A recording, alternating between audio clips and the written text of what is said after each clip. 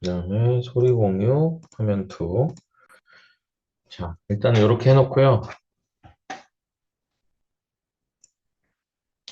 그 이제 본 게임으로 들어가서 이제 1-6부터 이제 끝내는 그것까지 진행을 하면 되는데 요게 이제 챕터 1이고 챕터 1까지를 생각하고 이제 시험 문제를 이제 낸 겁니다. 그러니까 뭐 그 외에 이제 여러분들이 뭐 인터넷 같은 걸 찾아가지고 쓰셔도 상관은 없고 뭐 챗GPT를 뭐 쓸 수도 있겠지. 사실은 너무나 이제 평이한 내용이니까 그렇게 검색을 하셔도 좋은데 뭐 어쨌든 그 1시간, 뭐 1시간 반 안에 쓸 수 있는 만큼 이렇게 쓰셔가지고 뭐 손으로 써서 스캔을 해서 주셔도 좋고 그다음에 그냥 워드에다 이렇게 그냥 쳐가지고 보내주셔도 좋고 그림 같은 거 그릴 때 귀찮으면 그냥 뭐 그림판에다 해가지고 그냥 캡처해갖고 붙여도 되고 편하게 이제 작성을 해주시면 좋을 것 같아요.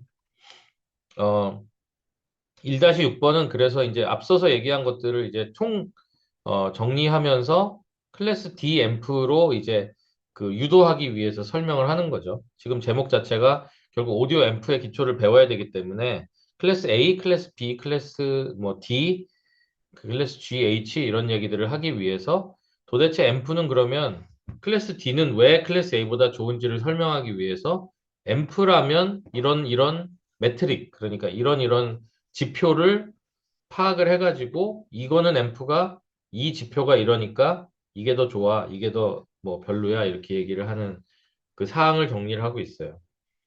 그러니까 우리가 뭐 좋은 마이크다 그러면 어떻겠어요? 뭐 마이크가 저음을 냈는데 저음이 잘 빠진다거나 고음을 냈는데 고음이 잘 빠지면 어떻겠어요? 아, 저음이나 고음이나 되게 일괄적으로 소리가 나는구나. 뭐 주파수의 스펙트럼이 되게 넓구나. 뭐 이렇게 얘기를 할 수도 있고 내가 소리를 꽥 하고 크게 질렀는데 너무 크게 지르면 좀 깨져요. 그거는 이제 좀 잘못 만든 게 되겠죠. 그러니까 너무 크게 질렀는데도 그 소리가 너무 큰데도 그거를 다 받아줄 수 있을 만큼 얘가 충분하게 용량이 좀 있는가. 근데 그런 것들을 뭐 지금 이렇게 그냥 막 말로 얘기했지만 이게 다 이름으로 하나씩 있으면 얼마나 이제 좀 편할까? 그 이름들이 정의가 돼 있으면 편하겠죠? 그래서 여기에 이제 정의가 돼 있는 부분이 있는데 요거를 이제 읽어보시면 크게 두 가지로 나눕니다. 여기 이제 투 메인 그룹이라고 돼 있는데 결국은 우리가 이 오디오 앰프를 측정을 해가지고 결정을 할 거 아니에요? 그러니까 이제 측정을 해서 이 두 가지로 이제 크게 나누는 데 있어서 가장 지금까지 계속 반복적으로 얘기하는 가장 중요한 덕목은 파워를 적게 쓴다, 가성비다, 이렇게 되는 거죠. 그러니까 파워를 많이 쓰느냐, 파워를 적게 쓰느냐는 파워의 효율이라고 하겠죠. 그래서 그 파워의 효율이 이 두 개의 메인 그룹 중에 하나가 됩니다. 파워의 효율. 그리고 이제 나머지 여기 써 있는 이 온갖 것들 뭐 프리퀀시 메저먼트 이건 뭐예요? 주파수 측정하는 아까 이렇게 주파수가 모든 대역이 다 고루고루 나오는지 그다음에 파워 메저먼트 파워를 재가지고 파워가 어느 정도 나오는지 그렇죠? 요거를 이제 본다는 거잖아요. 그러니까 주파수를 들여다보고 싶다. 파워를 들여다보고 싶다. 이렇게 두 개가 있다는 것이고 파워라고 하면 그렇죠? 파워는 파워 효율 얘 하나로 거의 정리가 되는 거죠. 파워 쪽은 그렇게 그냥 깔끔하게 내가 좀 파워를 많이 내고 싶은데 라고 하면은 얘는 파워를 많이 낼 수 있어. 얘는 뭐 열손실이든지 다른 식으로 손실이 상당히 적지. 이거 외에 다르게 얘기할 수 있는 것들이 뭐 많지가 않으니까 일단 요거 하나로 정리를 하는 거고요.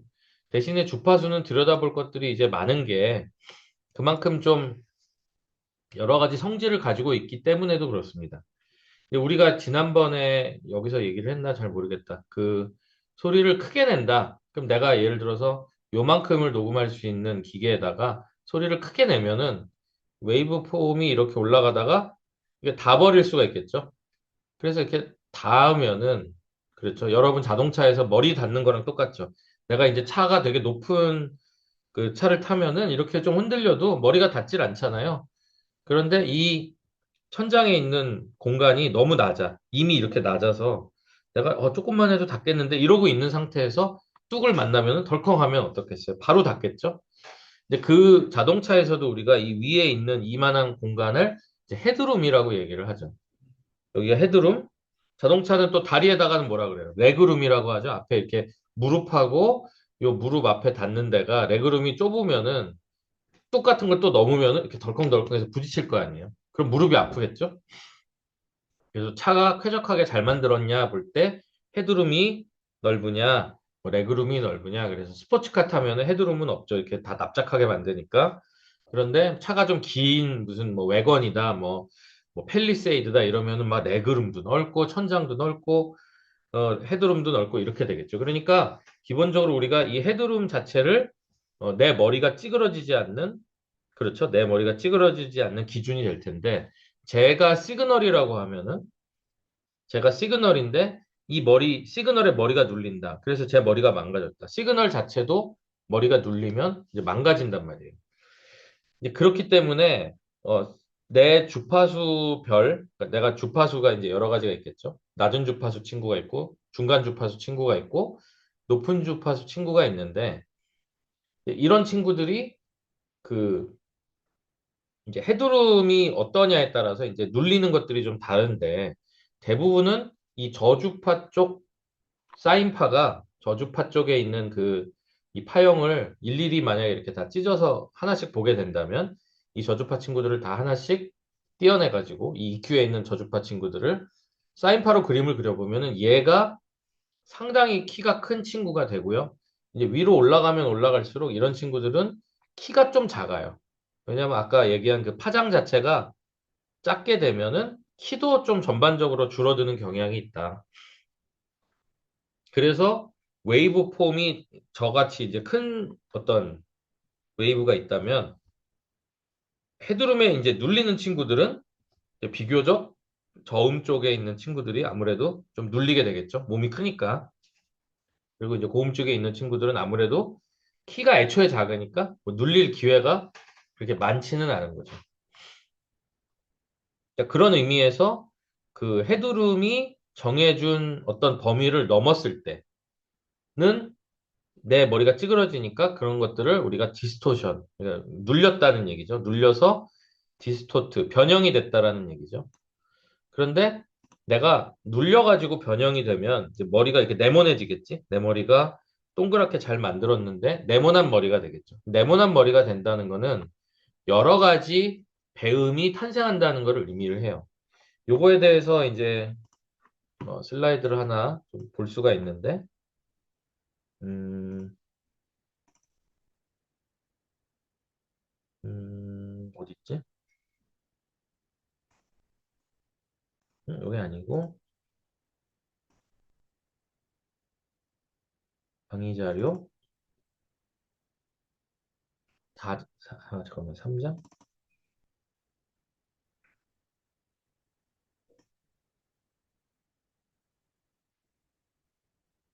어디 있을까?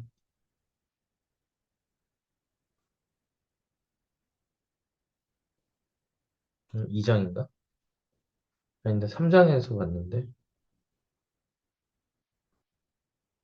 잠깐만요. 2장? 4장? 2장 같은데? 그럼 2장인가? 아, 2장일 수 있겠네요.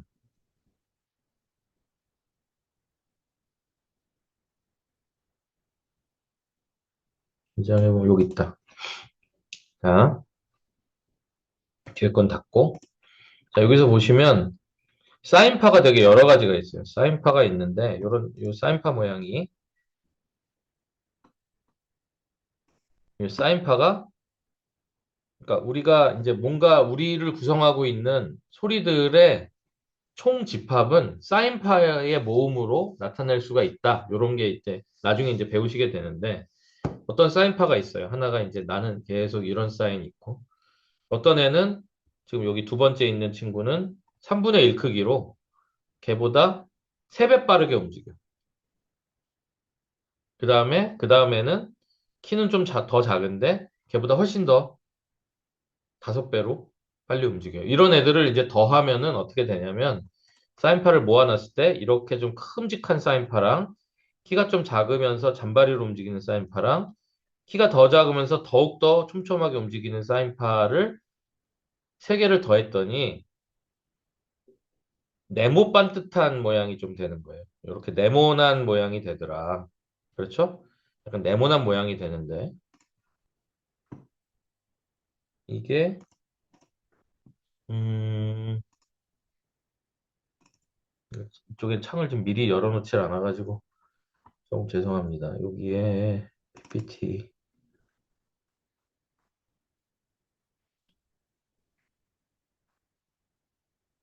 음, 여기다 옮겨놨는데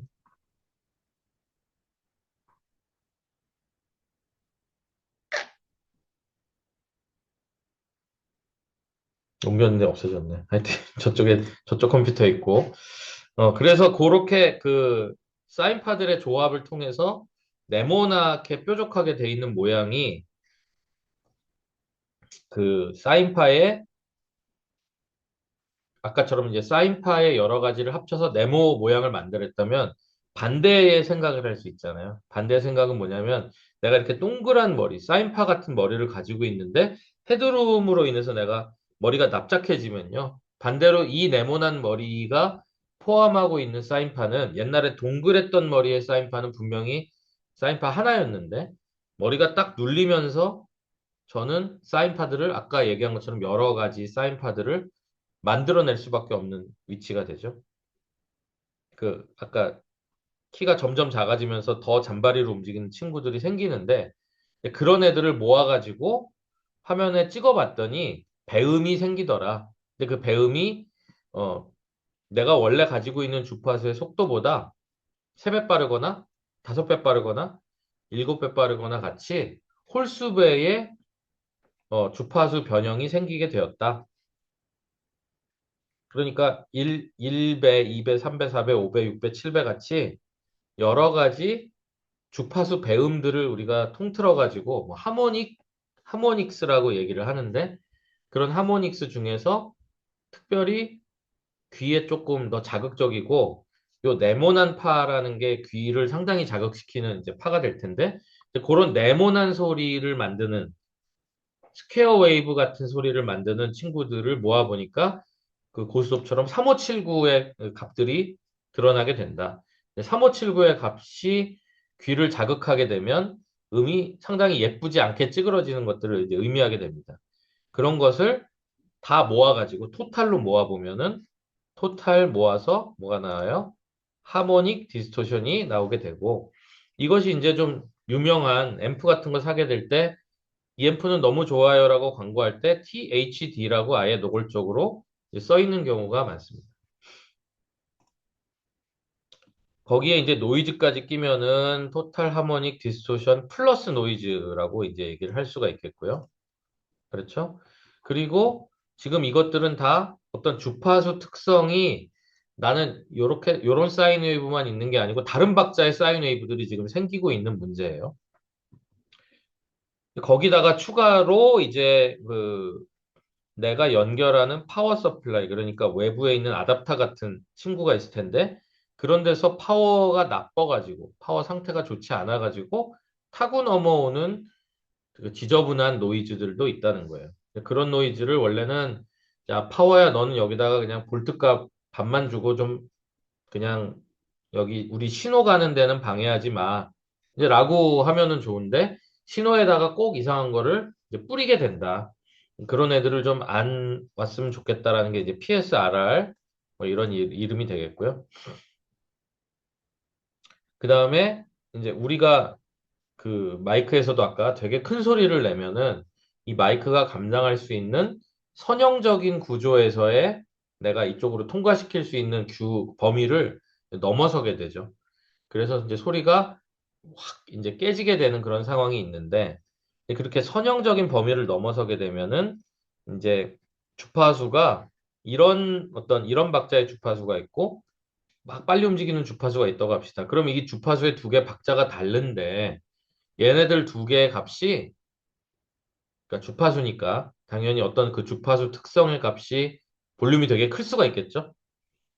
굉장히 큰 볼륨의 이런 두 친구들이 만나면은 이게 가만히 있질 않고 이 둘이 아이를 낳아요. 아이를 낳는다. 그래서 이 주파수 값과 이 주파수 값이 더해진 값에 이쪽에 새로운 주파수가 약간 키는 좀 작은데 이제 막 났으니까 잡동사니가 이렇게 생기고 이 주파수 값에서 요 주파수 값을 빼면 또 이쪽에도 또 애가 나와가지고 이쪽에도 이렇게 흔들고 있는 그런 형태로 번지게 되는데 이것들은 이제 내가 의도치 않게 지금 그렇죠. 의도치 않게 이런 소리하고 이런 소리만 나와주세요라고 했는데 갑자기 이 둘이 연애를 해가지고 새로 나온 소리들이 나오고 있다. 이거는 우리 귀에는 그렇게 예쁘거나 바람직하지 않다라고 해서 그 친구들도 좀 뺐으면 좋겠다. 그러면은 인터모듈레이션 디스토션. 그러니까 인터라는 게 상호죠. 상호 관계로 변형, 모듈레이션을 해가지고 그걸로 변형이 온 친구다. 이렇게 얘기를 하죠. 특히 이렇게 주파수가 두 개가 나오려면은 물론 이제 그냥 앰프 자체에서도 이런 소리랑 이런 소리를 두 개를 동시에 틀면 인터모듈레이션 테스트를 할 수 있는데 여기서 특히 강조하는 거는 파워 파워 서플라이 저쪽에서 아답터에서 들어오는 신호에서 들어오는 아까 잡음이 있었죠. 그 친구가 하나가 존재를 하고 내가 이제 신호 테스트 때문에 원래 쏠려고 했던 1kΩ음이 있을 거란 말이죠. 이 1kΩ음하고 얘하고 갑자기 연애를 해버리는 케이스가 PSIMD가 됩니다. 그러면 지금 이제 우리가 전반적으로 설명을 했으니까 하나하나 그림을 보면서 얘기를 하면 이제 좀 진도가 나갈 수 있을 것 같아요. 그래서 이 부분이 이제 그잘 정리가 되어 있는 부분이고 시험에는 제가 이 부분을 한번 정리를 해서 간략하게 써달라 이렇게 얘기를 했기 때문에 이것도 이제 시험에 나올 겁니다. 자, 그래서 여기 이제 CDA라고 줄이는 거는 클래스 D 앰프를 이 친구가 좀 많이 이렇게 줄여요. CDA라고 줄이기 때문에 CDA라는 약자가 나오면 당황하지 마시고 클래스 D 앰프라고 보시면 됩니다. 책이 클래스 D 앰프의 책이기 때문에 그렇고요. 자, 그래서 이제 그 이런 것들, 그 앰프 자체를 측정하기 위해서는 앰프 자체를 측정할 수 있는 기기가 필요한데 여기 위에서 본 것처럼 파워를 잘 쓰고 있는지를 봐야 되는 기계도 있겠고 주파수를 하나하나 들여다볼 수 있는 기계도 필요하겠죠. 그러다 보니까 주파수를 잘 보는 스펙트럼이라는 게 이제 우리가 빨주노 초파남보가 어때요? 그게 무지개 같은 스펙트럼이라고 얘기를 하잖아요. 그런 것처럼 우리도 20에서 2만 헤르츠까지를 귀로 들을 수 있는 그게 스펙트럼이죠. 우리가 들을 수 있는 스펙트럼이 있고 우리가 못 듣는 초음파 같은 높은 주파수의 스펙트럼도 있듯이 빨주노초 파남보 같이 우리가 빛으로 볼 수 있는 스펙트럼이 있고 또 빨간색 왼쪽에 적외선 그다음에 보라색 오른쪽에 자외선 같이 눈으로는 안 보이지만 존재하는 스펙트럼도 있겠죠. 그러니까 스펙트럼을 본다라는 거는 주파수 성분을 본다라는 것과 같은 말이에요. 자, 그래서 여기에 다시 이제 보시면 오디오 애널라이저. 요거는 오디오 신호 같은 것들을 이렇게 저렇게 다 본다는 거예요. 타임 신호도 보고 주파수 신호도 보고 뭐 변형도 하고 되게 여러 가지 기능을 하는 마치 계산기 같은 친구거든요. 그게 있던가 그냥 스펙트럼만 잘 보는 친구도 뭐 얘기를 할 수가 있겠죠. 오실로스코프는 이제 요즘은 진짜 거의 오디오 애널라이저처럼 계산기 기능이 워낙 막강한데 예전 오실로스코프를 보면 그냥 그 우리가 흔히 프로툴이나 이런 데 나오는 파형 그림만 한번 보여주는 것이 끝입니다. 그러니까 이제 우리는 뭐 오인패 넣고 오실로스코프처럼 확인을 할 수도 있겠죠. 그리고 이제 내가 테스트 신호를 써야 되기 때문에 내가 말을 해서 테스트 신호를 하면 좋겠지만 그 공식적으로 알려진 테스트 신호를 쏘는 게 가장 합리적이겠죠. 그래서 뭐 1kHz의 사인파 톤을 뚜 하고 이제 그 화면 조정 시간에 나오는 소리처럼 뚜 하고 발사를 하면 그 기준으로 해가지고 그 주파수 대역에 있는 이 위에 있는 프리퀀시 여러 가지를 다 동시에 볼 수가 있겠고 또 파워도 얼마나 손실이 되는지를 볼 수가 있으니까 당연히 그때그때 맞는 적합한 시그널 제네레이터가 있으면 좋겠죠.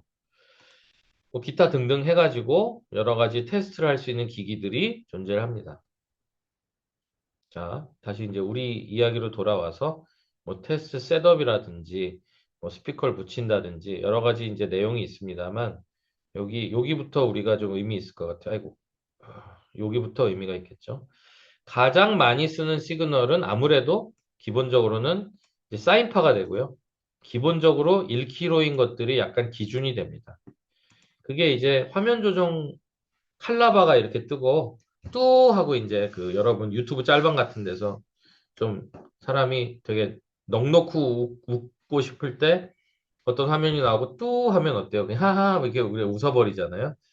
약간 필름 끊기는 느낌 나기도 하고 그런 의미에서 이제 쓰는 칼라바에 나오는 뚜 하는 소리가 1kHz 이제 톤이 되는데 실제로 그 칼라바랑 1kHz가 나오는 이유는 당연히 우리가 기본적으로 무언가를 송출을 할 때 이쪽에서 쏜 신호가 저쪽으로 제대로 맞게 가는지를 검사를 하고 싶잖아요. 그러니까 칼라가 잘 갔는지를 볼 때는 칼라 색깔을 그다음에 거기 뭐 동그라미부터 해가지고 약간 이상한 기호들이 있는데 그런 것들이 이렇게 찌그러지지 않고 갔는지를 테스트하는 그 도형 문양 같은 것들이 있고, 그리고 이제 우리는 소리를 하는 사람 입장이니까 이렇게 뚜 하는 1kHz 톤이 저쪽으로 갔을 때 아까 우리가 얘기한 것처럼 이상한 다른 주파수들이 뜨는지 또는 그것이 깨져가지고 배음이 많이 나는지 같은 것들을 확인을 해볼 수가 있겠다. 여기 있는 것들이 여전히 그런 뭐 신호를 송출했을 때 그 신호의 수신단에서도 잘 되는지를 이제 보는 그 성질들도 상당히 비슷하게 포진이 되어 있습니다. 자, 그래서 사인파 1kHz 이런 것들은 테스트 톤이라고 아예 얘기를 하고 테스트 톤은 이제 여러분들이 무슨 일을 하시든 간에 음향 쪽에 있다면 되게 익히 많이 듣거나 많이 언급되는 신호예요.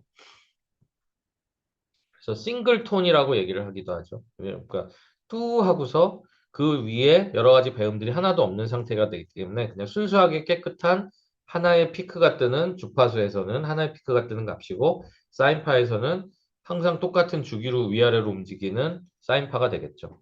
이 친구를 이렇게 순수한 친구를 쐈는데 내 앰프라든지 내 파워 서플라이가 그렇게 순수하지 않다면 이제 거기서 왜곡이 등장하게 되는 겁니다. 자, 이제 특히 이제 이 책은 클래스 D 앰프를 측정하고 싶기 때문에 요 지금 우리가 배우지도 않은 범위의 클래스 D 앰프를 부분 부분 이제 네모나게 모듈화 해가지고 이제 써놨습니다. 이거를 지금 우리가 다 이해하기는 조금 이제 어려운데 우리 수준에서 알 수 있는 거는 요쪽에 그 사인파 모양, 그쵸? 요 사인파 모양의 신호가 내가 보낼 신호다. 그리고 중간에 클래스 D IC, 요거는 이제 클래스 D 앰프가 들어가 있는 IC 칩이 되겠죠. 거기에 뭐 밥을 아답터 같은 걸 꼈으니까 파워 서플라이로 밥이 들어오겠죠. 그래서 밥을 주고 뭐 바이오스를 하고 클래스 D 앰프가 있고 우리가 아직 배우진 않았지만 PWM이라고 하는 어떤 그 변형된 값이 이제 존재를 할 텐데 여기서 들어오는 요 사인 웨이브를 PWM이라고 하는 친구가 자기 입맛대로 무언가 바꾸겠죠. 무언가 바꾼 다음에 키워요. 굉장히 키를 키우고 그래서 키를 키운 다음에 요거를 필터로 걸러서 우리가 들을 수 있는 주파수 외에 아주 높은 주파수들의 대부분을 이제 버리게 되겠죠. 그래서 얻어진 요 전압값은 여기서 만든 전압값보다 상당히 이제 큰 값이 되고 상당히 크기 때문에 스피커를 충분히 밀 수 있는 전압이 되기 때문에 스피커가 밀려서 소리가 난다. 이런 개념이 되겠습니다. 위에는 일반적인 그 주파수를 측정할 때 연결하는 법인데 무슨 얘기냐면 요 신호가 1kHz 사인 웨이브 같은 테스트 신호를 여기다 부여했다는 얘기고요. 그다음에 이제 효율을 보고 싶을 때에는 파워 효율을 보고 싶을 때에는 내가 요 1kHz를 이쪽에 원하는 신호만큼 키워서 증폭을 했을 때 드는 비용, 그러니까 이제 에너지 소비량을 따로 측정하고 싶기 때문에 요 위에서 얘기하는 파워 서플라이, 파워가 얼마나 먹었는지를 모니터를 해야겠죠? 그래서 아무래도 파워가 얼마나 먹히는지를 중간에 모니터를 하는 친구가 하나 붙었다. 그 외에는 지금 이 아래쪽 그림하고 위쪽 그림이 크게 다른 거는 없어 보여요. 그리고 이제 요 필터도 기본적으로 그 같기 때문에 스피커에서 바로 소리가 나면 좋은데 우리는 또 스피커를 실제로 밀어붙이는 친구가 얼마나 이 스피커를 또 잘 밀어붙이는지도 이제 들여다봐야 되기 때문에 여기도 지금 요 위에 그림하고는 좀 사뭇 다르게 요쪽에 걸리는 전압값을 조금 복제해서 이쪽에 얼마나 도착했는지를 이제 알고 싶다. 여기 대비 여기가 어떻게 됐는지 요 비율을 알고 싶다 같이 두 군데를 모니터 해가지고 측정을 하면 파워, 소비량 뭐 같은 것들을 특정할 수 있겠죠. 마치 이제 우리가 이쪽에서 수도를 틀고 이 중간에 수도 파이프가 너무 많이 깨져가지고 이쪽에 그러니까 우리 샤워 꼭지에서 물이 얼마나 나온지를 측정한다고 합시다. 그러면은 이쪽 수도 꼭지 근처에다가 물이 얼마나 나가는지 유량계 같은 걸 하나 달겠죠? 그런 다음에 이 파이프는 좀 금이 좀 가고 했으니까 특히 여러분 이제 샤워 꼭지 많이 보시면 여기 접점에서 물 되게 많이 새잖아요. 어쨌든 이제 그런 걸 다 감안해가지고 이 샤워 물줄기가 얼마나 센지 이쪽에다가 또 유량계를 잰다고 합시다. 그러면은 이쪽의 유량기 대비 이쪽에 얼마나 손실이 나갔는지가 이 물줄기의 힘에 따라 다를 거 아니에요. 근데 이제 어떤 제품은 여기다가 12V를 놓으니까 여기서 뭐 힘이 좀 뭐 적게 느껴졌는데 그 제품에다가 여기다 파워를 15V를 넣으면 이쪽으로 물이 더 잘 가니까 이를테면 이쪽에서 더 세게 나오겠죠. 그러니까 기준점이 있기는 있어야겠다. 기준점은 파워가 공급되는 이쪽 대비 이쪽 내가 이제 실제로 쓰려고 하는 그쪽까지를 두 개를 동시에 봐야 더 정확하지 않겠는가. 이제 같은 구조로 되어 있습니다. 요거는 이제 테스트톤이 어차피 어떻게 가든지는 나는 알 바 아니고 최종적으로 이제 나갔을 때 주파수가 어떻게 되는지를 모니터를 이쪽에서 이제 들여다보면 되는 거죠. 그러니까 이제 위에 것들은 우리가 좀 기본적으로 그 이 출력단에 있는 결과값만 보고 내가 입력단에 어떤 신호를 확실하게 잘 줬다라고 하면 요거 두 개가 상호 비교가 되는 거고요. 요 밑에 경우는 그것도 이제 동시에 보기는 보지만 실제로 파워 부분이 얼마나 소모됐는지가 실제지 여기는 이제 스몰 시그널들이 이제 진행이 되는 데라서 이제 요쪽이 조금 더 중요하긴 합니다. 그렇게 이제 두 가지의 측정법이 있다. 이렇게 보시면 되고요. 아까 이제 입으로 다 얘기를 했는데 사실은 우리가 막 수학도 하고 공학도 하고 하면은 수식으로 얘기하면 훨씬 쉬운데 사실 이제 그냥 이 수식을 보면은 숨이 턱 막히는 분들이 있어서 제가 수식으로 넘어오기 전에 이야기들을 많이 했어요. 자, 요 토탈 하모닉 디스토션 그러니까 배음이 좀 나왔다는 거죠, 아까. 그러니까 이 배음이 어떻게 나왔는가를 봤을 때 내가 1kg 소리를 여기다 넣었단 말이죠. V1이라니까 그 첫 번째 배음이 없는 가장 기초적인 주파수가 1번이고요. 두 번째 배음이 나왔으면 V2가 되겠고 세 번째 배음이 나왔으면 V3가 되고 이런 식이 되는 거죠. 그래서 내가 원래 음을 1kg를 넣었는데 2kg, 3kg, 4kg, 5kg, 6kg, 7kg, Nkg와 같이 배음이 등장을 하였다. 그 배음이 등장한 양을 이제 모아보면 그게 이제 토탈 하모닉 디스토션이 되는 겁니다. 이제 평균 값을 알아야 되기 때문에 제곱을 한 다음에 더하면 그러니까 V2 제곱 더하기 V3 제곱 더하기 V4 제곱 더하기 뭐 이런 식으로 되겠죠. 그러면 제곱을 더해가지고 그거를 이제 루트를 때리면은 그게 어떤 일종의 평균 값이 됩니다. 그래서 평균 값에 해당하는 값으로 판단을 하시면 좋고요. 그래서 이 배음들이 생기면 안 되는 친구들 생겼기 때문에 이게 값이 커지면 커질수록 나는 쓸데없이 배음을 많이 만들었다라는 나쁜 값이 됩니다. 토탈 하모닉 디스토션이 뭐 무슨 주파수를 썼는데 뭐 몇 퍼센트다 이렇게 이제 앰프 회사나 스펙시트에 나오는 걸 보시면 숫자가 작은 걸 고르시는 게 아무래도 유리하겠죠.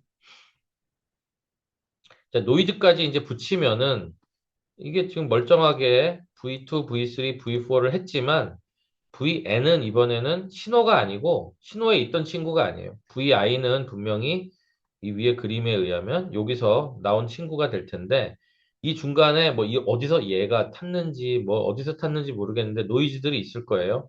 여기서 발생되는 그런 노이즈들이 이쪽에서 합산이 되겠죠. 뭐 당연히 이건 어떻게 알아낼 수 있냐면은 내가 신호를 아무것도 안 보내보면 알겠죠. 신호를 안 보내보면 그냥 아무것도 없는데 혼자 증폭해가지고 이상한 소리를 내고 있다. 그럼 그것이 노이즈가 증폭돼 있을 확률이 상당히 높겠죠. 그래서 노이즈를 포함해가지고 하게 되면 당연히 노이즈가 더 취약한 친구는 얘가 이제 더 얘보다 더 나쁘게 결과가 나오는 거고 뭐 노이즈에는 강한데 헤드룸이 좀 작다? 뭐 이런 친구가 있을 수 있겠죠. 그런 애들은 아무래도 헤드룸 문제만 된다면 이런 친구의 값만 나쁘고 노이즈를 넣어도 크게 이 아래 값보다 바뀌지 않았으면은 노이즈 특성은 또 좋겠네라고 우리가 요 두 개를 번갈아서 비교해 볼 수가 있어요. 실제로는 우리는 이제 노이즈까지 포함해가지고 음악을 듣는 사람들이겠죠. 이게 뭐 구축이 돼 있는 앰프 자체가 노이즈도 뭐 있겠지. 그러니까 그것까지 포함해서 듣겠다고 라고 얘기를 하기 때문에 일단 실제 앰플리파이어에서는 노이즈까지 포함한 거를 일반적으로 우리가 이제 그거를 매트릭이라고 얘기를 한다라는 얘기죠. 그러니까 당연히 일반적인 앰플리파이어에는 기본적인 노이즈들이 포함인데 파워에서 흘러들어오는 노이즈든 이 뭐랄까 증폭기 자체가 증폭을 하려고 했을 때 어쩔 수 없이 만들어지는 그런 노이즈들이 생각보다 좀 있어요. 그래서 이제 그런 증폭기 특성상 조금 조용한 앰프가 있고 조금 시끄러운 앰프가 있고 합니다. 이제 그래서 그 노이즈 특성이 반영이 된 값이 들어갈 것이다. 여기에 보면은 어, THD에는 없는데 THD 플러스 N에는 이 노이즈 성분이 들어있기 때문에 이것이 이제 조금 더 받아들여진다라고 써 있습니다.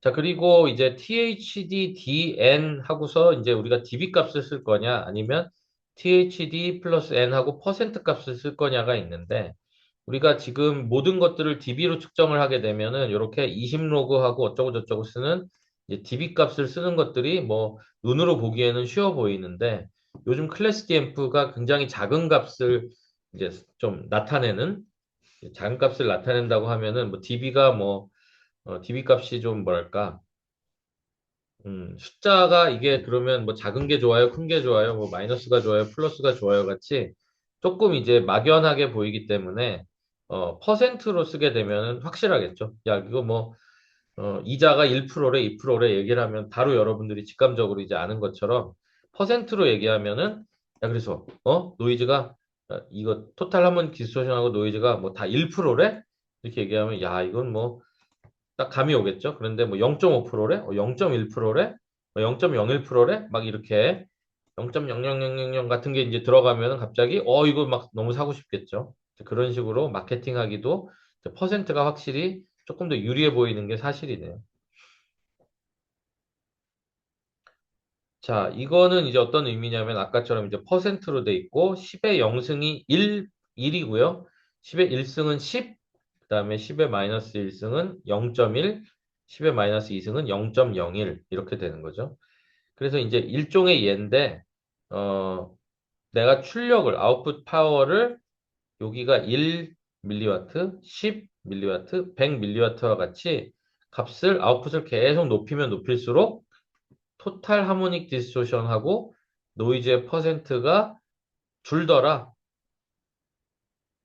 희한하죠? 나는 증폭 파워의 아웃풋을 굉장히 적게 하면은 노이즈도 작고 파워 앰프를 좀 높이면은 노이즈가 되게 커지고 뭐 이럴 줄 알았는데 기본적으로 희한하게 요런 커브의 모양이 그려지더라.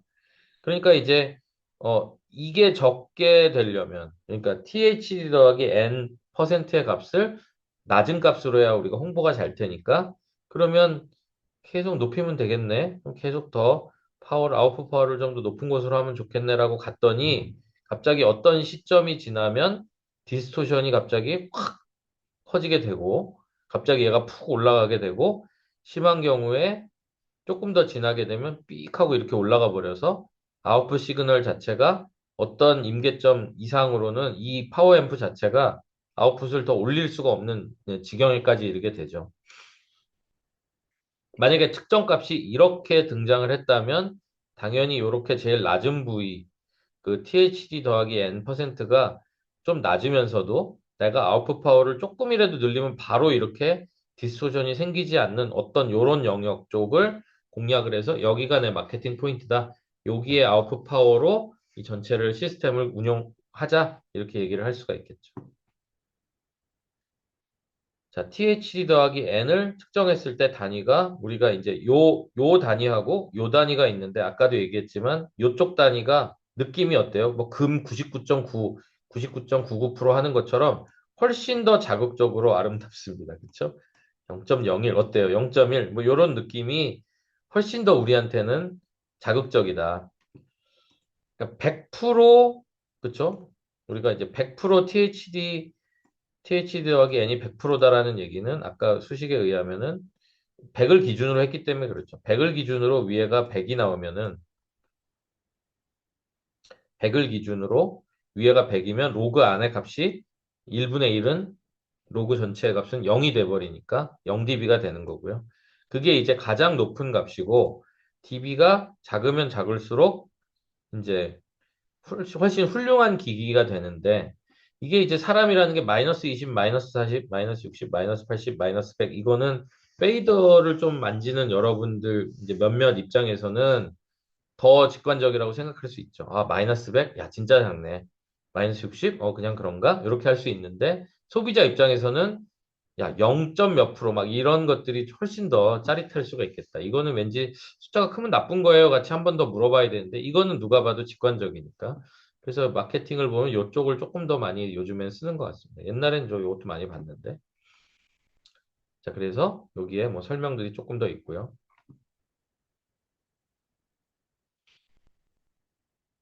두 번째 설명은 시그널 투 노이즈 레이쇼입니다. 아까도 이제 헤드룸 얘기하면서 이제 이게 제가 시그널이었잖아요. 이 시그널 자체가 있는데 외부에서 유입되는 노이즈도 어딘가에 지금 있는 거죠. 그래서 노이즈랑 시그널이 같이 융합된 채로 이제 있을 수가 있는데 특히 우리가 오디오 신호에서 오디오 험 중에 전기 노이즈 험인 두 하는 이런 음이 있어요. 그런 음이 대부분 저쪽에서 아답터 쪽에서 넘어오는 전기 신호의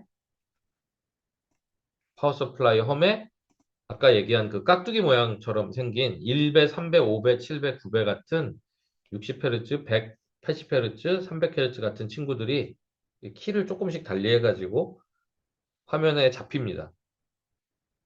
여기도 보시면은 요 간격이 주파수 입장에서 보면은 되게 일정한 간격으로 돼 있잖아요. 그러면 이 원래 뿌리를 찾아보시면 얘가 뿌리이면 이 친구의 같은 박자대로 이게 1kHz면 1kg, 2kg, 3kg, 4kg, 5kg, 6kg, 7kg와 같이 등간격으로 쫙 등장하되 키가 좀 다르게 이제 등장을 하겠죠. 그래서 이제 신호 자체들을 봤을 때 지금 이게 토탈 하모닉 만약에 1kg만 우리가 쐈다면 1kg의 토탈 하모닉 디스토션이 이 여기 묶여 있는 친구들 이쪽에 이제 식을 보시면 아이고 이게 올라가다 마우스가 안 되냐.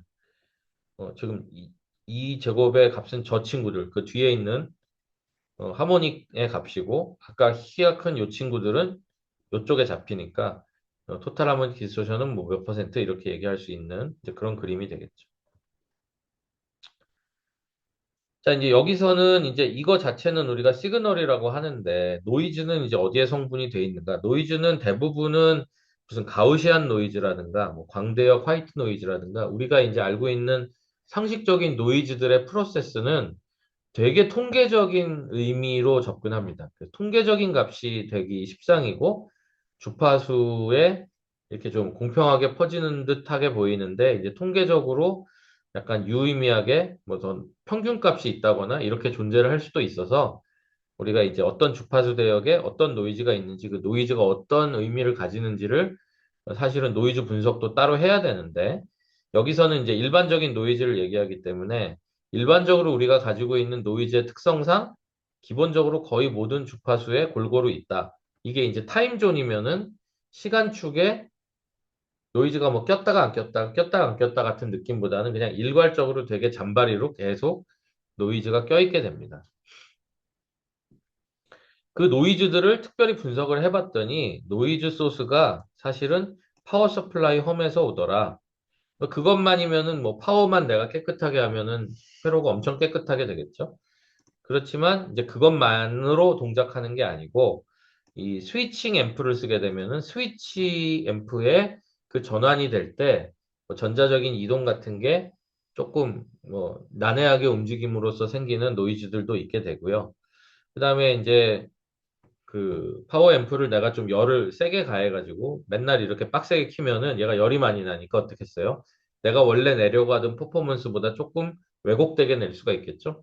그런 상태에서 얘가 증폭시키는 것들이 에너지를 노이즈적인 에너지를 자아낼 수 있는데 그것들을 뭐 열 관계된 노이즈로 분석을 할 수가 있겠죠. 또 이제 외부에서 무슨 내가 AM, FM 라디오 주파수 거대한 탑이 있는 그 근처 송전탑 밑에 살고 있어가지고 어쩔 수 없이 굉장히 강력한 AM, FM 라디오의 주파수가 내 케이블 감아놓은 거에 계속 영향을 줘가지고 케이블 인터피어런스로 어떤 신호가 계속 들어오는 경우 있죠. 그냥 앉아서 그냥 어, 야구 중계 같은 게 계속 들린다든지 뭐 이럴 수가 있단 말이죠. 이제 그런 것들을 모두 포함한 값을 여기서 노이즈라고 하고 그런 노이즈 자체를 우리가 N이라고 아까 얘기를 했죠. 그래서 노이즈 파워인 N 파워의 노이즈 파워 분의 이제 우리가 신호라고 얘기할 수 있는 신호를 O라고 하면은 그 노이즈 대비 그렇죠. 노이즈 대비 신호. 그래서 그 영어가 시그널 투 노이즈 레이시오 비율 이렇게 돼서 SNL은 아니고요. SNR인데 레이시오라는 거예요. 비율인데 비율이 어떻다고? 신호 대 잡음이 위태죠. 그래서 한국 사람은 분모부터 읽잖아요. 그러니까 어떻게 돼요? 4분의 3 이렇게 읽겠죠. 그런데 미국은 이걸 어떻게 읽냐면은 3, 4라고 읽습니다. 위에서부터 아래로 읽어요. 그렇죠? 그러니까 8분의 6박자 노래를 치는데 8분의 6박자예요라고 얘기를 하는데 미국 애들은 6, 8 노래를 친다 이렇게 하죠. 6박자. 뭐의 6박자야? 8분음표가 6개다. 이렇게 설명을 하기 때문에 개념적으로 시그널을 먼저 얘기하고 그 다음에 노이즈를 나중에 얘기하는 이 분자를 먼저 얘기하는 형태가 됩니다. 그러니까 요거는 한국식으로 생각했다가는 시그널과 노이즈의 비율이라고 그럼 시그널을 밑에 놓고 싶잖아. 그게 아닌 거예요. 보시면 되고 여기 이제 측정하는 법.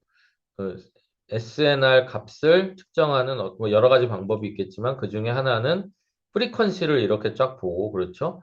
이 중에 시그널이라고 하는 부분을 빼내가지고 거기에서 값을 측정하는 법. 이제 보통은 이제 측정하게 되면 노이즈가 다 같이 들어오겠죠. 다 같이 들어오고 나서 어, 시그널을 빼버리면 어떻겠어요? 시그널을 넣지 않은 상태에서 앰프를 이렇게 키면 슉 하고 노이즈가 생기겠죠. 그러면 노이즈만의 값을 제가 한번 측정했고 시그널과 노이즈가 합쳐진 값을 측정하면은 이 둘을 비교해가지고 시그널 값을 이제 빼낼 수가 있겠죠. 그러니까 시그널 투 노이즈가 된다면은 뭐 이론적으로 이제 요 식을 변형하면 그렇게 할 수는 있겠습니다. 여기는 노이즈만 녹음을 한 거고요. 여기는 시그널 더하기 노이즈 같은 값이 이제 등장을 하겠죠. 그래서 여기 P0를 뭐라고 했냐면은 P0 뭐라고 정의를 어떻게 했지? V0는 아웃풋 볼테지 앰플리튜드 그러니까 이건 오리지널이죠. 그러면 VN은 노이즈죠. 그러니까 이제 실제로 측정을 하면은 아마 신호 더하기 노이즈랑을 또 계산할 수 있는 다른 SNR식을 이용하게 되면 그거를 계산할 수 있습니다. 여기는 나와 있진 않네요. 뭐 FFT를 해서 어떻게 빼내고 같은 얘기들이 있는데 뭐 너무 어렵고요. 그 다음으로 얘기를 하려고 했는데 시간이 또 된 것 같아서 2시 8시 50분 얼추 됐죠? 그래서 8시 46분이니까 제가 잠깐 공유를 풀고 뭐야 47분? 8시 52분에 다시 오겠습니다.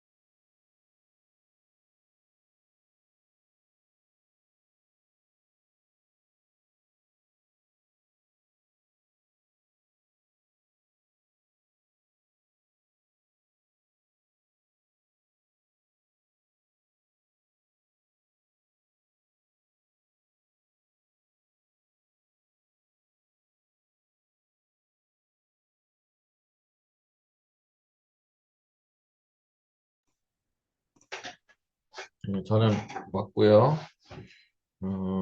이게 맞았나? 5분이? 예, 맞는 것 같고. 어, 진도가 아까 좀 앞에 설명이 다시 좀 길어져가지고 진도를 살짝 빨리 빼야 될 것 같아서 요걸 이제 요걸 다 나갈 거거든요. 일장을. 그래서 그거를 뭐 마무리를 짓겠습니다. 그러면은 오늘 강의가 끝나게 되고 그리고 다음 주에는 중간고사 뭐 그 뒤에 1시간 반은 중간고사 그다음에 앞에는 그 다음 이야기를 좀 이제 하려고 하니까 그 다음 이야기로 하면 될 것 같아요.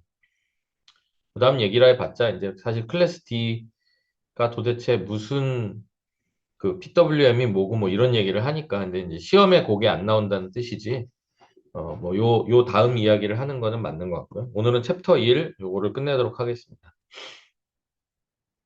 자, 이제 파워 서플라이 그러니까 내 아답터에서 결국은 내가 원하지 않는 신호가 들어오는 것들이 분명히 있겠죠. 그러니까 지금 이제 앞에 공들여서 설명했던 아이고, 공유를 왜 안 눌렀으니까 다시 공유를 누르고 앞에서 설명했던 이제 그런 친구들 하고 공식이 다 똑같아요. 똑같으니까 그냥 앞에서 차분히 봤다면 이해가 안 갈 것들이 아닙니다. 파워 서플라이에서 들어오는 신호를 그 중에 내가 사실 걸러야 되는 게 있죠. 리젝션을 놔야 되는데 걔가 이제 아무래도 내가 원하지 않는 성분들이 되겠죠. 그래서 그런 것들을 걸르는 비율, 레이시오라고 얘기를 하는 것들이 PSRR이 됩니다. 특히 이제 클래스 DMF에서는 이제 파워 서플라이 쪽의 제품이 어, 그 지금 클래스 D 앰프를 만들려고 했던 똑같은 스위칭 방식을 그대로 이제 쓰는 경우가 이제 많으면서 그쪽에서도 넘어오는 스위칭 노이즈도 이제 포함을 해요. 그냥 60Hz 험 같은 게 넘어온다기보다는 굉장히 복합적인 이제 노이즈 소스가 넘어오기 때문에 그냥 단순하게 노이즈랑 시그널만 보겠어요를 조금 더 넘어서 가지고 이, 이 매트릭이 이제 중요하게 됩니다. 왜냐하면은 파워 서플라이가 여기 파워 서플라이 앰프의 파워 서플라이가 기본적으로 same noise power supply plane of digital circuit 그러니까 같은 서킷에서 어, 예를 들어서 내 핸드폰에 있는 충전기에서 그렇죠? 충전지가 되겠지. 충전지에서 넘어오는 같은 전압을 가지고 하나는 이제 앰프를 키우게 되고 그 파워 충전지에서 넘어오는 파워 서플라이든 이쪽에 내가 똥구멍에다 뭘 껴가지고 생기는 뭐 5볼트가 들어오는 거든 간에 결국은 되게 복합적으로 들어오는 파워 소스가 이제 생긴단 말이죠. 그래서 이것들이 점점 더 중요해진다라고 하고 특히 PSRR은 클래스 D 앰프 PSRR 그러면은 이미지 이렇게 클래스 D 앰프 PSRR 하게 되면은 파워 파워단에서 이제 넘어오는 그 노이즈들을 분석하는 뭐 그림에 있어서 뭐 요런 그림이 될래나? 그러면은 내가 원래 요런 신호를 지금 보냈는데 그렇죠? 원래 뭐 하모닉 디스토션이나 이런 것들이 이제 이쪽에 있는데 그 외에 다른 성분들이 점점 이제 많아지니까 이제 그것들을 좀 더 들여다보게 된다. 뭐 그런 겁니다. 여기도 뭐 이런 것까지 우리가 막 너무 깊이 할 거는 아닌데 이제 이따가도 요 비슷한 그림이 하나 나오니까 거기서 들여다볼게요. 그래서 애초에 이제 설정 자체는 요게 지금 요게 노이즈였잖아요. 요게 노이즈고 요게 기본 신호죠. 그러니까 이번에는 어, 오디오 시그널을 아예 없는 상태, 오디오 시그널이 아이들한 이제 없는 상태를 특정하면은 이거는 뭐야? 옛날에 아까 위에서는 분명히 이게 신호가 들어오는 거라고 하지 않았나? 라고 할 텐데 여기서는 요 노이즈가 이제 얼마나 유입이 되는지 원래 모신호에서 노이즈가 얼마나 유입이 되는지로 이제 평가를 하게 됩니다. 그러니까 이제 이 신호는 이번에는 파워 서플라이 노이즈가 될 확률이 높죠. 그쵸? 그러니까 어쨌든 그 아까도 수도꼭지랑 샤워기 얘기를 했지만 이제 뭔가 변화를 주는 값의 두 개를 볼 때는 이쪽 대비 저쪽 그러니까 모신호 대비 도착하는 신호 같은 것들을 이제 측정하게 되는데 결국 이런 그런 비율 신호의 비율 레이시오를 우리가 한눈으로 좀 알아보기 쉽게 하기 위해서는 이렇게 DB 값을 사용하는 것들이 조금 수월하다 숫자 자체도 되게 촘촘하게 써 있는 밑에 값들, 무슨 뭐 0.001 곱하기 10의 마이너스 3승, 뭐 이런 식으로 쓰질 않고, 그냥 뭐 마이너스 64dB, 이렇게 되게 마이너스를 잘 활용하면 좀 명확한 숫자로 소수점도 별로 없는 상태에서 우리가 활용이 가능하다. 이렇게 볼 수 있겠습니다.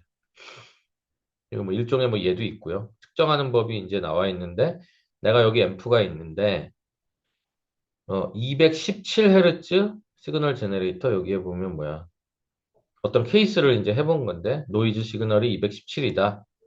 근데 이거는 이제 그 미국의 얘기인데, 우리나라랑은 좀 다른 주파수지만, 실제로 미국의 셀폰, 핸드폰 중에 이제 GSM이라고 하면은 티모빌이나 뭐라고 그래야 되나? 우리 쪽으로 말하면은 011 쓰던 시절의 사람들한테는 019, LG 019 같은 그런 느낌이죠.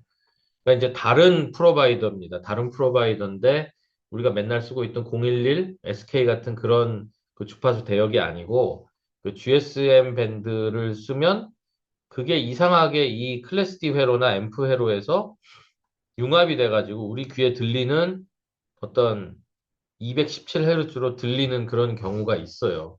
그래서 그것들을 상징하기 위해서 217Hz를 한번 들여다보는 거죠. 217Hz를 태워가지고 전압을 걸어가지고 이렇게 신호에다가 여기가 이제 밥이죠. 넥클래스 D 앰프가 증폭할 수 있는 밥 쪽에다가 사실은 1.8V만 주고 끝내야 되는 건데 거기다가 이상한 잡 노이즈를 지금 일부러 섞은 케이스가 되죠. 그래서 이쪽에 봤더니 217Hz가 안 묻어 나와야 되는 거예요. 원론적으로는. 왜냐하면 이쪽에 지금 내가 아무것도 안 줬기 때문에. 근데 원래 뭐 하모닉 디스토션이나 이런 것도 없고, 물론 이것도 노이즈 성분이긴 하니까 이렇게 잔바리로 밑에 노이즈가 깔리면은 그럼 뭐 시그널 투 노이즈 레이시오를 계산했다라고 얘기를 할 수 있는데 여기서는 보시면 이게 뭐냐는 거죠, 이게. 원래 이렇게 그냥 밑에 노이즈가 지글지글 해야 맞는데 이 성분이 상당히 세게 들어와 버렸다라는 거죠. 그래서 이게 들어온 이만큼의 값이 여기가 키가 뭐예요? 저쪽 파워 서플라이에서 타고 들어온 친구가 되고 그리고 이번에는 여기서 그게 요 친구가 되네. 요 친구가. 그리고 n이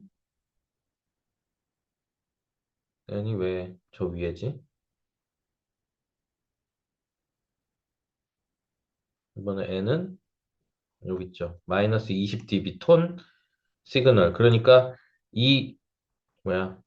마이너스 20dB의 톤이 여기서 만들어지는 거죠. 여기 지금 여기 사실은 써 있어야 되는데 마이너스 20dB에 217Hz라는 얘기가 지금 여기는 없어가지고 밑으로 내려보면은 여기 써 있죠. 그래서 마이너스 20 대비, 요거 대비죠. 요거 대비 요만큼이 들어왔네. 그러니까 사실은 여기서 리젝트를 너무 잘했으면 여기까지 줄어야 되는데 거기까지 줄지 못하고 요 정도가 남았다.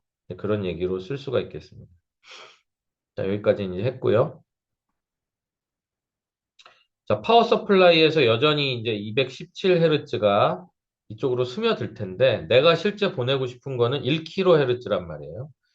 그러니까 파워 서플라이에서 어떻게 하여튼 그 아까 얘기한 그런 핸드폰 때문에라도 어떤 이상한 그 역산 때문에 217Hz가 이쪽을 타고 들어왔다고 치고 나는 내가 원래 들으려고 했던 내 신호는 1kHz를 그대로 보낸단 말이에요. 그러면 아까 위에서 봤던 것처럼 이 친구가 묻어나올 확률도 있고 이 친구는 묻어나오는 게 아니고 원래 보내야 되는 친구죠. 이 둘이 연애를 하는 얘기를 하는 겁니다.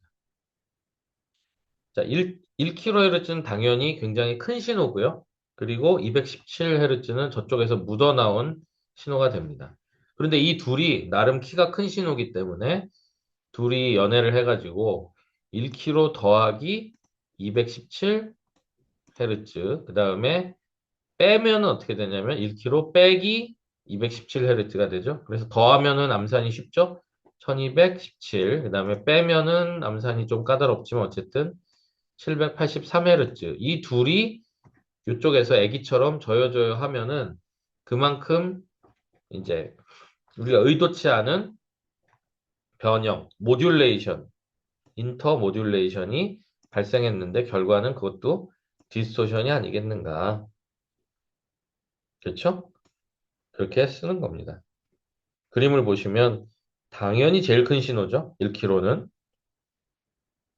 그리고 아까 여기 지금 그림이 나오지는 않는데 273, 아까 요 정도 지금 얼마예요? 한 음, 마이너스 80 몇 dB 정도가 들어왔을 것 같은데 만약에 똑같은 그림이라면 한, 한 여기쯤 되겠지? 마이너스 80 몇에 여기 한 200, 217Hz 이런데 여기 저요저요 하고 있을 거예요.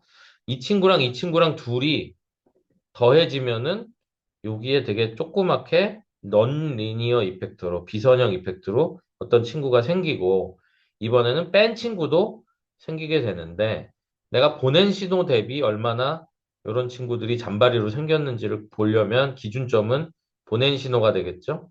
그러면 이제 보낸 신호를 V0라고 썼어요. 아, 여기 있었구나. V0. 그 다음에 받은 신호를 인터모듈레이션 결과라고 하면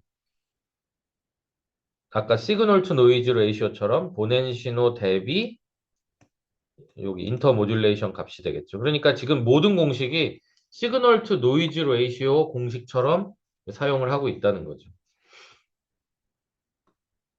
그러니까 내가 특정 장비만 있으면 무슨 기준 뭐 이렇게 되는 거죠. 아까 샤워처럼 수도꼭지 대비 샤워기, 뭐 샤워기 대비 샤워 헤드, 그렇죠? 수도꼭지 대비 샤워 헤드, 뭐 이렇게 될 수 있고, 뭐 여러 가지 어쩐 중간에 우리가 그거를 다 구분해가지고 도대체 수압이 어디서 망가져졌는지를 보려고 이리저리 들여다볼 수도 있겠지.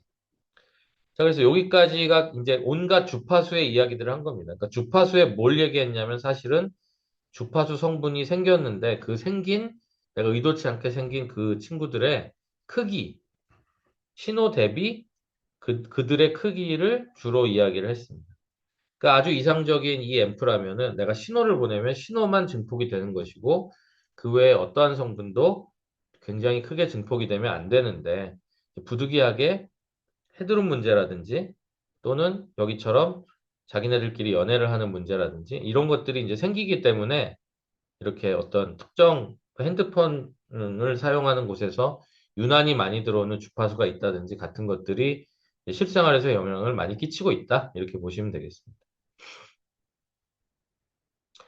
이제는 파워죠. 이제는 입력 대비 출력으로 신호가 힘있게 잘 가고 있는지를 들여다보고 싶은데 파워를 측정하는 그, 그 파워 이피션시라고 하는 요 기호를 여기에 이제 이타라고 그 레터가 있어요. 그래서 요런 모양을 그냥 보셔도 하도 효율은 다 저 기호를 쓰기 때문에 별도의 설명 없이 요 기호를 쓰시면 그냥 아 이게 효율이구나 라는 약속도 될 수 있습니다. 효율이 너무 좋은 것이다. 극악의 효율이다. 극강의 효율이겠죠. 악이 아니고. 그렇다면은 입력을 100을 줬는데 출력이 100이다. 그러면 이 효율은 100%. 그렇죠. 100%가 되겠지. 100%가 넘을 순 없죠. 가끔 유튜브에 내가 뭘 이렇게 한 번만 처음에 돌리면은 그 다음에 얘가 무한히 도는 거 이제 진짜로 100%처럼 마찰이나 이런 거 다 무시하고 무한 동력을 나타내고 있다라고 막 이렇게 나오시는 그런 유튜버들이 있는데 실제로는 레스 된 100%가 되기 때문에 언젠가는 이제 멈추는데 이제 그렇지 않고 이게 무한히 간다라고 이제 주장을 하시는 분들이 있습니다만 무한하기는 어렵습니다. 100%에 가까울 수는 있겠지만 자 그래서 이제 공식들도 뭐 있는데 결국은 우리가 지난번에 왜 전자회로를 배웠는지가 이제 여기서 조금 이제 상황이 드러나는데 우리가 알고 있는 전압 그다음에 우리가 알고 있는 전류에 곱을 하면 그게 파워가 되는 거거든요. 한 주기에 있는 사인 웨이브의 한 주기를 이제 더하게 되면 거기에 평균 값이 이제 파워가 나오게 되죠. 그러면은 내가 전압을 높일 때 전류도 높이면 V는 IR에 의해서 그렇죠? V는 IR 커브에 의해서 내가 뭐 전압을 높였더니 전류도 올라가네? 딱 너무 선형적으로 잘 동작하네? 그럼 최고죠, 최고. 그런데 V가 이렇게 올라가는 박자가 직류처럼 올라가는 게 아니고 여기 있는 값처럼 시간에 따라서 변하는 부위라는 거예요. 그리고 그 부위를 가만히 봤더니 내가 벽에 콘센트에서 전기를 따보니까 사인파처럼 출렁인단 말이에요. 그러니까 알고 보니까 이 친구도 사인파 같은 거였고 아이도 사인파 같은 거였어요. 그러니까 이제는 이 둘이 싱크가 맞으면 이 파워가 좋아지는데 둘이 싱크가 안 맞으면은 파워가 좋아지지 않는 거죠. 그러니까 여러분 입장에서 무거운 앰프를 든다고 합시다. 여러분의 이제 부사수랑 앰프를 들려고 하는데, 자, 하나, 둘, 셋 하면 들어라고 해야 되는데, 이 부사수는 하나, 둘, 셋 하고 들었고요. 여러분은 하나, 둘, 셋, 헉! 이렇게 들었어요. 이 둘의 싱크는 지금 안 맞죠? 이 상황에서 이 앰프가 들리겠냐는 거죠. 둘 다 힘은 맥스로 썼지만 하나, 둘, 셋, 이렇게 돼서 실제로 앰프가 다시 떨어질 확률도 상당히 높은 거지. 그러니까 여러분이 힘은 썼지만 일을 하지는 못했죠. 그러니까 이 파워는 실제로 여러분이 어떤 박자로 일을 했는지를 고려하게 됩니다. 그림에서 보시면 전압이 파란색 커브가 되어 있고, 그 다음에 점선으로 되어 있는 초록색은 전류가 됩니다. 이 둘은 아주 미묘하게 박자가 조금 달라요. 물론 전기를 썼기 때문에 기본적으로 비슷한 패턴의 사인파를 가지고 있는데, 그런데 내가 전압이 제일 클 때도 전류가 약간 밀려서 컸긴 했지만 그렇게 큰 차이가 없다라고 보시면 얘네들은 그래도 비교적 둘, 셋 요거가 조금 틀리긴 했더라도 기본적으로 비슷할 때 들고 비슷할 때 내려놓는 친구입니다. 이런 방식으로 연산을 해서 위에 있는 식에다가 붙여 놓으면은 어, 파워가 크기가 어느 정도 크고 평균 파워, 평균적으로 일할 수 있는 지금 내 일이 이제 어떤 날은 일만큼 하고 어떤 날은 일을 0만큼 하는 걸 이렇게 여러분도 일을 그렇게 하실 수 있잖아요. 어떤 날 되게 무리하고 어떤 날 덜하고. 그래서 내 평균 일은 한 0.4 정도 내가 일을 하지. 이렇게 이제 계산을 할 수가 있겠죠. 이 정도 싱크가 맞으면은 한 요 정도의 느낌을 가질 수가 있겠죠. 요거는 지금 기본적으로 한 15도 정도가 틀어졌다고 볼 수 있어요. 나쁜 케이스를 하나 이제 들여다보면은 이 친구는 이렇게 일하는데 요 점선 친구는 지금 상당히 많이 틀어졌죠. 누가 봐도 육안으로 간격이 상당히 많이 틀어져 있는데 이게 이제 우리가 흔히 얘기하는 위상차라고 볼 수도 있겠죠. 위상이 요 정도 차이가 나면은 어 이거를 단순하게 뭐 더하든 곱하든 이런 문제에서 영향을 끼치게 되는데 특히 여기는 곱셈이기 때문에 내가 0일 때 얘가 아무리 백날 3을 일해도 여기에 곱셈의 결과는 0이 되고요. 내가 되게 크게 일을 했는데 이 자리에서 이 전류는 또 0이 되기 때문에 여기도 0이 되죠. 0포인트, 0포인트, 0포인트와 같이 0포인트가 생각보다 많으니까 우리가 사인파 입장에서 빨리 0으로 돌아오라고 하면 얘가 얼마나 멀리 갈 수가 없잖아요. 막 이렇게 가려고 하면 야 0으로 와. 가려고 하면 0으로 와. 가려고 하면 0으로 와. 어떻겠어요? 그 멀리 가지 못하고 사인파가 죄다 0으로 들러붙게 되겠죠. 그래서 0 쪽에 상당히 오래 머물게 되니까 평균 파워 값을 계산해 봐도 그냥 거의 0에 가까운 거예요. 일을 했는지 안 했는지 모르겠다는 거예요. 사수, 부사수 둘 다 되게 바빴는데 그리고 실제 퍼포먼스를 보면 한 0.02 정도의 일을 하긴 했대는데 그거마저도 평균을 내보면 0에 가까운 일을 하였다. 얘의 각도는 90도 정도 차이가 납니다. 90도가 차이가 났다는 거는 직각에 해당되는 거기 때문에 싱크가 완전히 안 맞았다는 거예요. 그러니까 제가 이제 우리 와이프랑 이런 싱크를 겪은 적이 있는데 이제 미국에 저는 있고 와이프 한국에 있을 때 제가 밤에 전화를 합니다. 스윗하게 얘기를 하려고 걸어보면 와이프는 밖에서 일하고 있어. 왜? 무슨 일이야? 이러고 싱크가 하나도 안 맞죠. 그 다음에 이제 나는 이제 밖에서 일하고 있을 때 와이프가 노곤노곤해져가지고 저녁 때 스윗하게 전화를 하면 왜? 무슨 일이야? 이렇게 하는 거죠. 그러니까 싱크가 맞을 수가 없는 거예요. 애초에. 이렇게 90도 싱크가 안 맞게 되면은 서로 되게 노력은 하지만 그렇죠? 스윗할 수가 없는 파워를 가지고 있죠. 근데 한 15도만 틀어져도 제가 90도가 아닌 제가 중국쯤에만 출장을 갔었어도, 그렇죠? 요 정도 싱크가 안 맞으면은 그래도 어느 정도의 퍼포먼스가 나올 수가 있는 거죠. 그러다 보니까 우리가 이제 이 수식으로 다시 돌아가서 입력 대비 출력이 파워가 될 텐데, 입력과 출력이 똑같으면 100%가 나오는 거고요. 뭐 1이 나오겠지? 또는 그걸 100%와 퍼센트를 하게 되면 90 몇 퍼센트 이런 어떤 퍼센트 값이 나올 텐데, 아까처럼 이런 밑으로 15도 정도만 틀어지게 되면은 이 박자가 틀어져 가지고 여기에 퍼포먼스 값이 1보다 훨씬 작은 값이 등장을 하고, 최악의 경우에 이런 모양이 된다면 거의 0에 가까운 값을 가질 수도 있겠다. 라는 얘기입니다. 그렇죠? 그래서 여기서 이제 보면은 뭐 여러 가지 설명들로 인해서 요거를 조금 더 이제 세분화를 하긴 했습니다만, 기본적으로 이제 보시면 지금 그 얘기랑 다를 게 없고요. 아까 같은 이제 그 시스템, 여기 있는 시스템이 있는데, 이번에는 중간중간에 어떤 출력을 가지고 있는가, 어떤 입력을 가지고 있는가를 들여다봐야 되기 때문에 이 앰프에서 효율을 측정하려면 되게 여러 그 내가 관심 있는 포인트에다가 그 중간에 애널라이저로 값을 보낼 수 있게 좀 여러 포인트에다가 이렇게 집게를 집어놔야 되는 순간이 있어요. 그래서 입력 대비 출력이 어떻게 되는지, 중간엔 또 어떻게 되는지, 이런 것들을 이제 봐야 되니까 스피커 쪽은 어떤지, 요 저항 지나가기 전에는 어떤지, 이런 것들을 이제 보다 보니까 좀 주렁주렁 케이블링을 해야 되는 수가 있겠다. 90도 거의 최악이죠. 그래서 그 각도를 동시에 그려보면 이제 이런 그림이 되는데, 요게 이제 실제로 우리가 일을 하는 리얼 값이고요.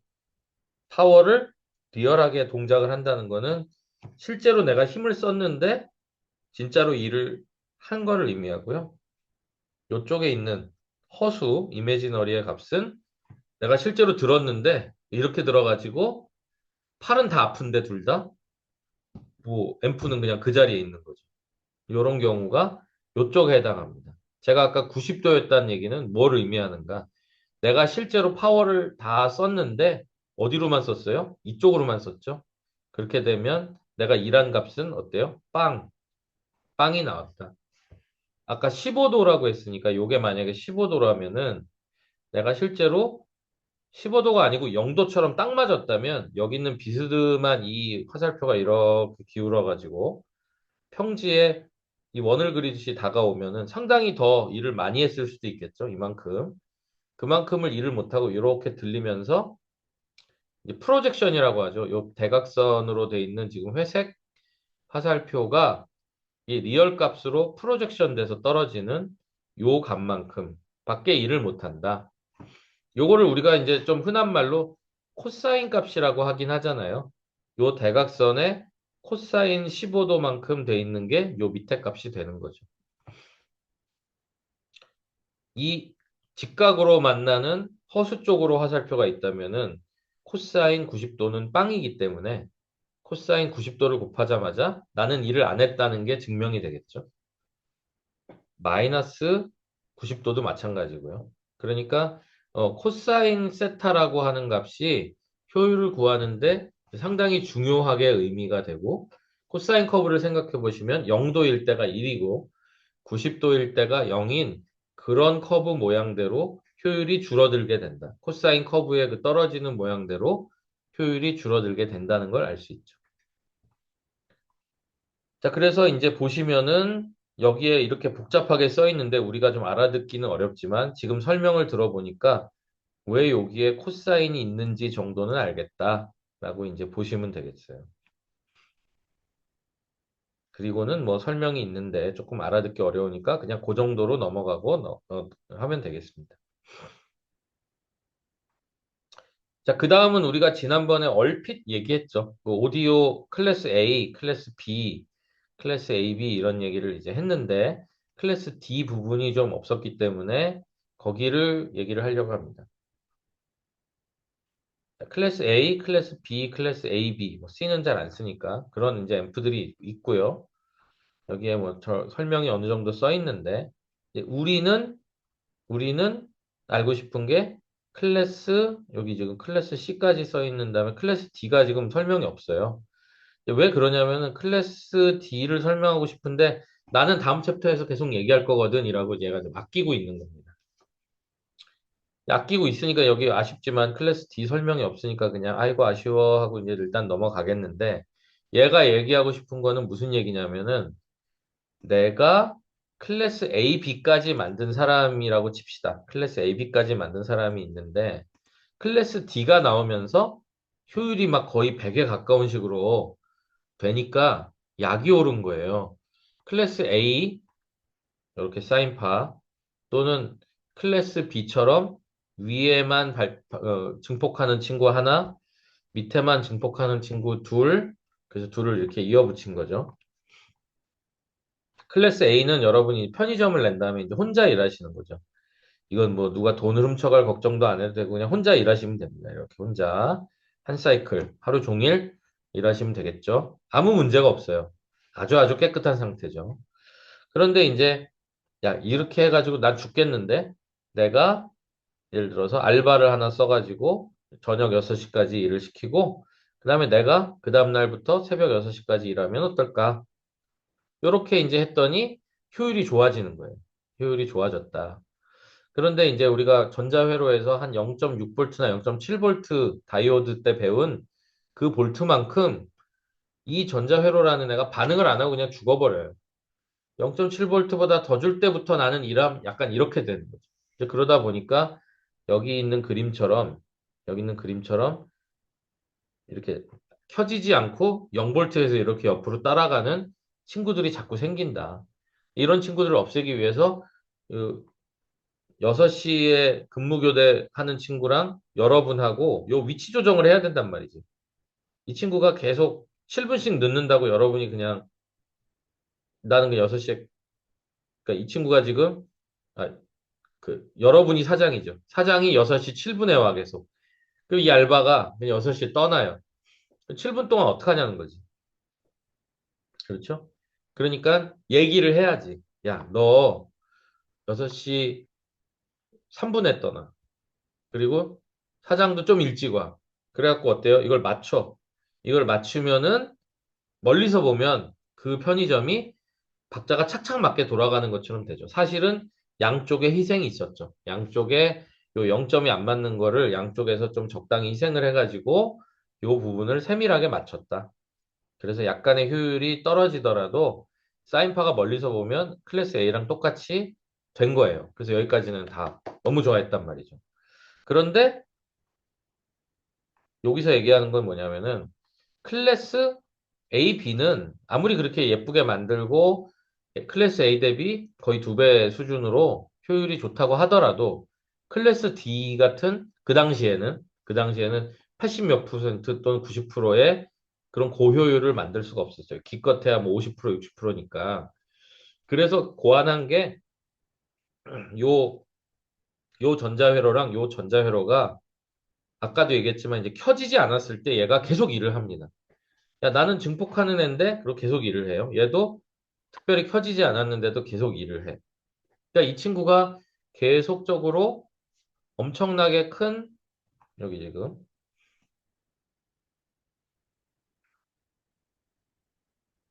이 친구가 계속 클래스 D라고 써있지만 그냥 클래스 AB라고 합시다.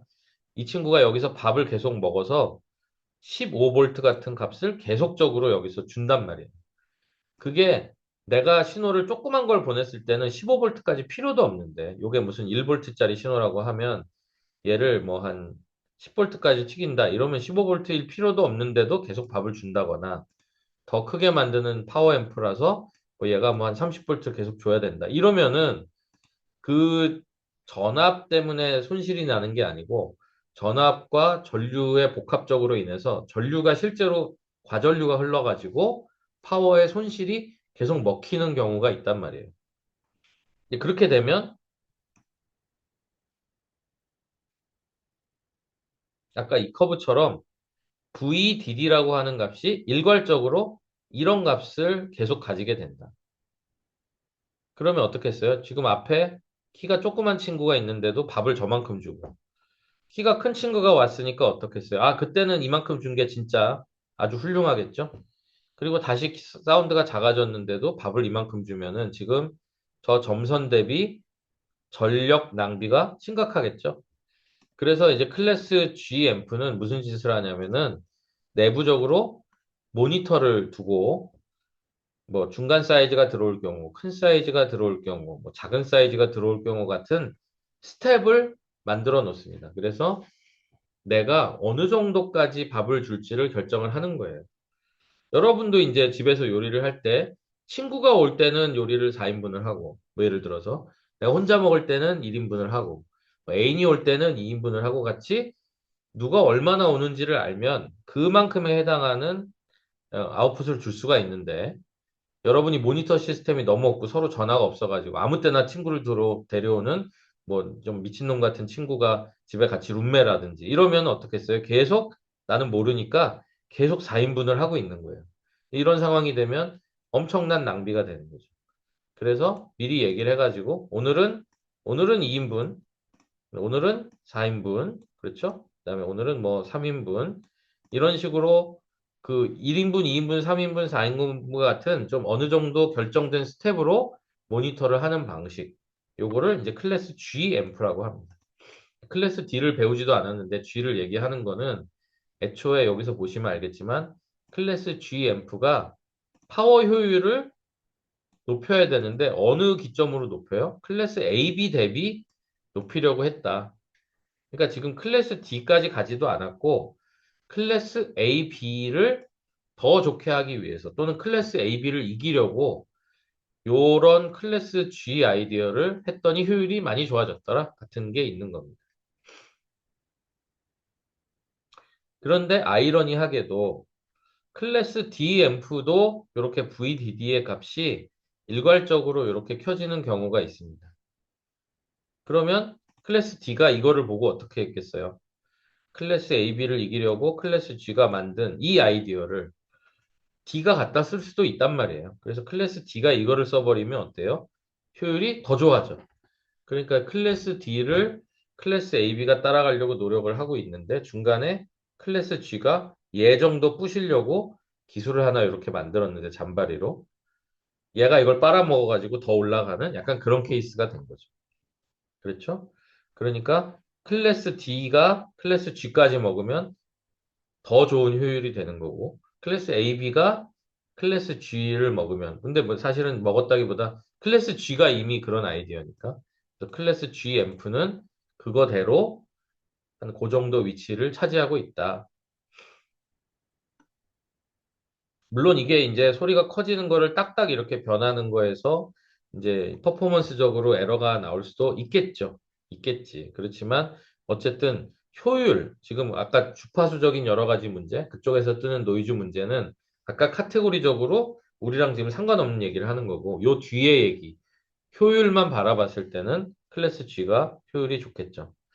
자, 이제 한 놈이 더 나타납니다. 클래스 H가 나타나가지고 무슨 얘기를 하냐면은 야, 너는 밥을 한 끼, 두 끼, 세 끼, 네 끼로 구별했지. 나는 밥을 0.75끼, 0.98끼 같이 컨티뉴어스하게 이걸 전부 따라가겠다. 네가 조금이라도 바뀌면 나는 그걸 다 대응하겠어. 그래서 요리를 아주 뭐 엄청나게 디테일하게 요리를 하는 거죠. 뭐 이런 친구가 있다면은 요 미세한 온폭 파인 것만큼도 절약을 할 수 있으니까 극강의 절약을 할 수 있겠다. 클래스 HMF는 다 눈금을 따라가면서 극강의 절약을 해버리고 맙니다. 그러니까 얘는 클래스 G 대비 더 훌륭하겠죠. 물론 이제 다른 주파수적인 문제나 여러 가지 문제는 봉착하고 있지만 지금 우리는 효율 얘기를 하고 있기 때문에 효율적으로는 너무 좋다. 게다가 이렇게 직각으로 바뀌었을 때의 이상한 노이즈들이 오히려 더 적어집니다. 이렇게 알고리즘만 좋아서 잘 따라가면은 둥글둥글하게 값이 변하기 때문에 오히려 조용한 조용한 뭐랄까 조용한 그 트랜지스터가 된다 이렇게 얘기를 할 수 있겠죠. 노이즈도 디스토션도 적어지고 효율도 좋아지고 그러니까 괜찮았어요. 괜찮았는데 이걸 따라가는 알고리즘을 그럼 한번 만들어 보세요. 0.75끼, 이거 어떻게 얘기할 거야? 0.87끼. 이제 어려워지니까 여기만 잘하면 돼 같은 걸로 지금 문제가 생긴 거고, 거기를 굉장히 미세하게 만드는 알고리즘을 가진 그 디텍션 알고리즘과 파워를 컨티뉴어스하게 변하는 알고리즘의 칩이 들어가야 되니까 한 단계 비싸지긴 또 하겠지. 자, 그래서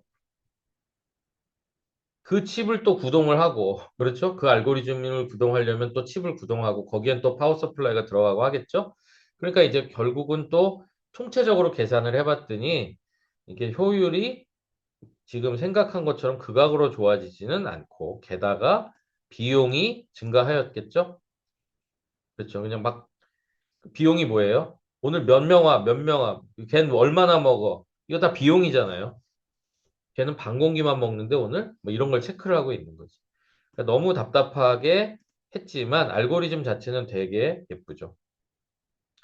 이것도 클래스 AB의 앰프를 또는 클래스 G를 타도하려고 만들기는 했는데 이것들이 생각보다 매력이 또 있습니다. 그래서 클래스 D가 이걸 보고 이렇게 클래스 D를 만들기도 해요.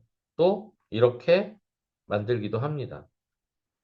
게다가 클래스 D는 스위칭 방식으로 동작을 하기 때문에 파워 서플라이에 이미 이런 식의 노이즈가 들어가 있더라도 나중에 어느 정도 다 고주파에다가 올려놓고 저쪽 고주파를 전부 지워버리는 로패스 필터링을 해버리면 오히려 또 이점이 있어서 요즘에는 클래스 G, 클래스 HM프다. 그러면은 클래스 AB를 클래스 G나 H로 바꿨다라기보다는 클래스 D랑 접목한 클래스 G나 H를 찾아보실 수가 있겠습니다.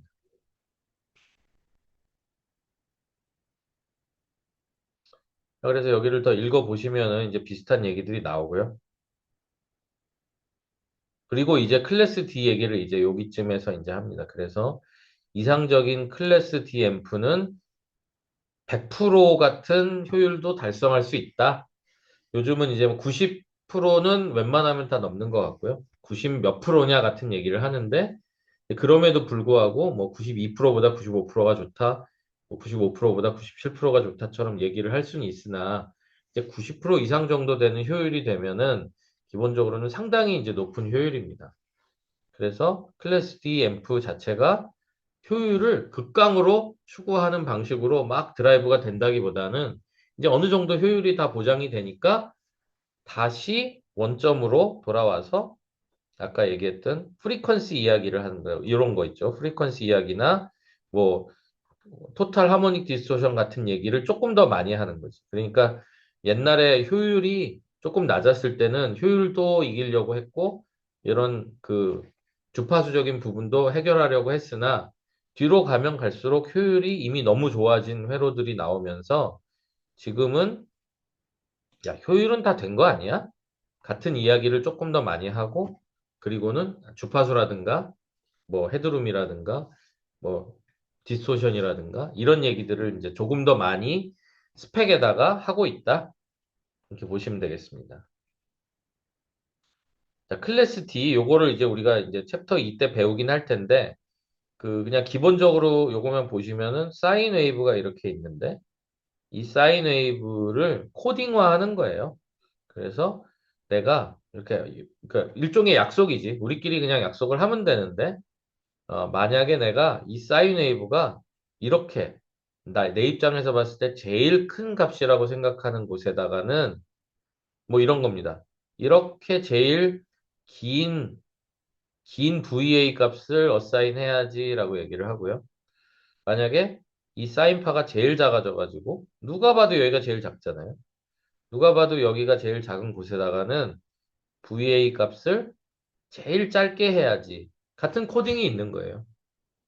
그러니까 내가 만약에 바람을 부는 사람이라면은 하고 길게 부는 제가 이제 높낮이가 없는 사람이에요. 그래서 모르스 부호처럼 후 그냥 제가 소리가 여러분한테 나려면 좀 음을 내야 되니까 후 이렇게 하면 길게 나는 거고요. 그렇죠? 훅 하면은 짧게 나는 거겠죠? 이걸로 내가 사인파를 만약에 묘사를 할 수 있다, 여러분한테. 그럼 어떻겠어요? 지금 요 위에 있는 길이대로만 읽으면 사인파가 되겠죠? 후, 후, 후, 후, 후, 훅훅훅훅훅훅훅훅훅훅훅훅훅훅 짧아지죠? 짧아지면 사인파 밑을 제가 입으로 연주하고 있다는 거예요. 훅훅훅훅 점점 길이가 길어지면 0점으로 돌아온 거고. 그럼 제가 이런 모르스부호 같은 거를 여러분한테 하게 되면 여러분이 그걸 해독하는 사람이야. 막 쓰면 어떻겠어요? 이 사인파를 그대로 해독을 할 수 있겠죠. 저 사람이 지금 사인파의 노래를 부르는구나. 이렇게 되는 거죠. 요거에 대해서는 우리가 다음 시간에 조금 더 얘기를 하고, 어쨌든 이런 부호를 하려고 하는 이유는 제가 음칠해서 음을 높이 올리거나 위에요, 아래에요 이런 걸 이제 못 하는 거예요. 내 인포메이션이라고 해봤자 내가 말을 하거나 안 하거나 이게 뭐예요? 스위치죠? 내가 지금 말을 하거나 안 하거나의 박자로만 표현할 수 있는 사람이 있다고 합시다. 제가 식물인간이에요. 이러고 누워 있어요. 제가 할 수 있는 거는 눈을 깜빡이는 것밖에 없죠. 그런 거 있죠. 그러면은 어떻게 하겠어요? 눈을 뜨고 있는 비율을 제가 어떤 박자감을 통해서 표현을 하게 되면 0과 1의 함수로 여러분과 대화를 할 수가 있겠죠. 그러니까 그런 0과 1의 함수, 스위치적인 방식으로 소통을 하고 싶은 거예요. 그런데 내가 말을 한다거나 더 크게 말한다거나 더 작게 말한다거나 이런 것들은 굉장히 숨겨져 있는 인포메이션들이 많은데 내가 그냥 어떤 이 박자 이렇게 길게 누르고 짧게 누르고 같은 것만 전달을 했는데 해석만 서로 올바르게 한다면은 훨씬 에너지 낭비가 적을 수 있다라는 얘기를 하고 있습니다. 특히 이렇게 스위치로 동작하는 전자회로들이 지난번에 얘기한 것처럼 이렇게 스위치가 켜졌다 꺼졌다 하는 에너지들이 실제로 전류 소모가 너무 없어요. 전류 소모가 극악으로 적어지는 케이스가 전류가 다 잘 통과하는 것, 전류가 다 잘 안 통과하는 것, 막 이렇게 켜지고 이렇게 켜지는 거는 이상하게 거꾸로 역바이어스가 걸리는 되게 힘든 과정을 통해서 증폭이 되는 방식이 되기 때문에 그 방식을 선호할 수는 있어. 소리가 예쁠 수는 있는데. 그렇지만 돈이 많이 들어. 그러니까 전기를 많이 먹어요. 모바일 환경에서 내 핸드폰이 건전지가 빨리 닳는 거를 누구도 좋아하지 않는다. 어떤 앱을 켰는데 우리가 게임 좋아하시는 분이 있겠지만 그 효율화 같은 거, 그 게임 효율성을 극악으로 떨어뜨리면 어때요? 똑같은 CPU인데 막 그래픽 버벅이고 뭐 그럴 수 있죠. 근데 최적화 같은 걸 되게 잘 해놓으면 어때요? 그냥 3년 전 PC 꺼내도 되게 잘 되고 뭐 이런 거 있잖아요. 그런 것들이 이제 최적화라고 하는 건데 일종의 그런 최적화 과정이라고 생각하시면 되겠습니다. 스위치라는 친구가 워낙 최적화되어 있는 식으로 동작을 하다 보니까 증폭기를 쓰는 것보다는 저 최적화된 스위치의 기능을 활용해서 증폭기가 그까이 거 뭐 이런 식으로 하면 되지 라는 식으로 접목을 한 것이 바로 클래스 D 앰프고 소리가 안 좋네, 좋네 등등의 논란을 거쳐서 수십 년 동안 진화했기 때문에 지금은 뭐 블라인드 테스트로 클래스 D와 뭐 클래스 A 앰프를 하겠다. 물론 이제 어떤 톤감이나 이런 걸로 구별할 수 있겠지만 그게 그냥 뭐 단순하게 야 이건 클래스 D의 전형적인 소리네라고 하기에는 이제 여러 가지 그 장치로 인해서 이제 그런 것들을 구별할 수 없게도 이제 할 수 있게 되었다. 물론 이제 여전히 우리가 사운드를 클래스 A적으로 태울 때 BJT식 사운드니 뭐 모스펫 같은 팻 사운드니 진공관 사운드니 같이 우리가 토널리티나 지난번에 잠깐 전에 얘기했던 토탈 하모닉 디스토션의 아름다운 배음 또는 좀 거친 배음과 같은 그런 느낌적인 그 토널리티로 이제 사운드를 알아챌 수는 있습니다. 그러니까 물론 클래스 D 앰프의 토널리티적인 특성이 있겠지만 기본적으로 그런 특성 중에 우리가 나쁜 것으로 주로 지목했던 그런 부분들이 이제 상당히 많이 개선되면서 이제는 하이파이 시장에서도 클래스 D 앰프를 쓸 수 있도록 이제 사람들이 마음을 열고 있다. 이를테면 또는 굉장히 고가의 클래스 D 앰프들이 만들어지면서 그 클래스 A 같은 톤을 뭔가 지향하는 클래스 D 앰프도 만들고 있다. 그러니까 좀 이상해졌어요. 옛날에 클래스 A 앰프로 크게 만들어가지고 막 불도 아름답게 켜지고 해가지고 내가 전기를 많이 써도 상관이 없는 부자니까 그냥 나는 좀 럭셔리한 환경에서 소리를 듣겠지 뭐 이런 쪽이었는데 클래스 D는 극강의 효율이라고 하는 걸로 만든 친구지. 뭐 이를테면 전기차 같은 거죠. 전기차는 극강의 효율로 카트나 끌고 저가형이어야 되는 건데 갑자기 무슨 2억 원짜리 전기차가 나오잖아요, 실제로. 그렇죠? 그리고 무슨 뭐 BMW i8 같은 거 보시면은 이게 무슨 뭐 전기차 효율이야 같은 결국은 뭐 전기차로 다시 무슨 그 뭐야 가솔린 차의 질감을 낸대요. 뭐 이런 거죠. 사실은 지금 여러분들이 뭐 차를 좋아하시는 분 입장에서 봐도 전기차가 저런 목적으로 만들어진 건 아닌데 근데 정신을 차려보니까 무슨 가솔린 차인 척 하고 있잖아요. 근데 그런 거 보시면은 클래스 A와 D의 태생적인 이유가 효율을 위해서 달려갔을 뿐인데 얘가 갑자기 효율이 너무 좋다 좋다 이제는 뭐 이런 질감을 흉내내는 쪽으로까지 이제 영향을 주고 있다. 이렇게 보시면 사람의 참 욕심은 끝이 없고 사람이 원하려고 하는 질감이 사실은 효율은 아니었던 거예요. 효율은 우리가 그냥 구실을 달았던 거지. 자, 가성비 내놓으세요. 가성비 식당 내놓으세요. 뭐 만 원의 행복하세요. 뭐 이래 놓고는 사실 막상 가성비들을 막 만들면은 어떻게 해요? 파인 다이닝 찾아갑니다. 모수에 가서 밥을 먹고 있는 거예요. 이제 우리는 약간 이제 그런 존재다. 그러니까 여러분 입장에서도 극강의 아날로그 사운드 같은 거를 좋아하시는 분들이 또 이제 평소 생활이 되게 효율을 극강으로 따지는 그런 모순들을 이제 보실 수가 있는데 우리가 그런 양가적인 감정을 이제 동시에 갖고 있다 이렇게 보시면 되겠습니다. 자, 뭐 종합을 하자면 이 클래스 DMF가 이제 잠깐 모습을 비췄고 그거에 대해서는 우리가 2장에서 주로 얘기를 하고 여기 끝에는 이제 여기서 딱 끝나요. 그냥 끝나기 때문에 기본적으로는 뭐 클래스 DMF에서 약간 설명이 있으니까 요거는 참고로 읽어보시고 시험에는 지금 아직 클래스 DMF를 본격적으로 내기가 어렵기 때문에 요 정도로 마감을 하려고 합니다. 자, 그래서 챕터 1의 요 슬라이드는 지금 다 이제 보신 거고요. 공유를 제가 껐고요. 한 분이 오늘 안 오셨는데 이제 왜 안 오셨는지 혹시 아시는 분은 있나요? 이거 좀 출석 결석으로 지금 써야 되는데 딱히 없으신 것 같습니다. 하여튼 뭐 오늘 뭔가 사정이 있으시면은 문자를 따로 보내셨으면 좋았을 텐데 일단은 아쉽고요. 자, 오늘 수업은 뭐 여기까지 하고 다음 주에 제가 이제 시험 문제를 어떻게 되는 거예요? 그럼 7시 한 15분에 시작하면 한 8시 반, 뭐 이런 무렵에 제가 이제 드리고, 여러분들이 시험을 풀고, 제가 몇 시까지 주세요 하고 이제 화면을 끄고 있다가 이제 받는 것으로 하겠습니다. 자, 그 사이에 혹시 뭐 시험 관련 질문이 있으시면 카톡이나 이런 걸로 하시면 좋고요. 그 외에는 이제 오늘 정도 진도 나간 것까지 해서 오픈북으로 이제 시험을 보는 것으로 하겠습니다. 그리고 이제 PPT 지난주에 안 주신 분이 있는데 혹시 본인이 안 내셨으면은 이제 그 카톡을 통해서 한번 저한테 보내주시면 감사하겠습니다. 자, 오늘은 여기까지 할게요. 다들 모두 고생하셨습니다. 수고하셨습니다. 네, 고맙습니다. 감사합니다.